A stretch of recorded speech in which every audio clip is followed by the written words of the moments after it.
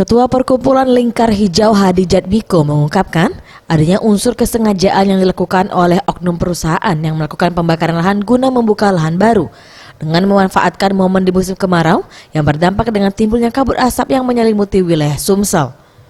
Terkait hal ini, Ketua Perkumpulan Lingkar Hijau meminta Pemprov Sumatera Selatan serta pihak berwenang untuk mengusut tuntas aksi pembakaran lahan ini karena menurutnya ada unsur kesengajaan yang dilakukan.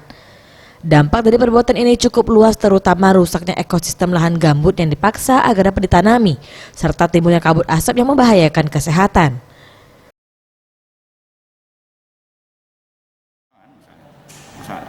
Banyak sekali misalnya terjadi kebakaran di lahan-lahan perusahaan, perkebunan sawit maupun hutan tanam industri yang saat ini belum ditetapkan sebagai tersangka.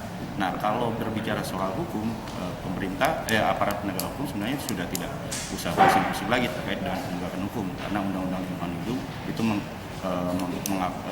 mempunyai prinsip Aksi tegas juga harus diberikan bagi perusahaan yang kedapatan membakar lahan.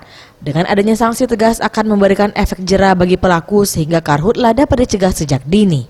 Tim Liputan Sriwijaya TV.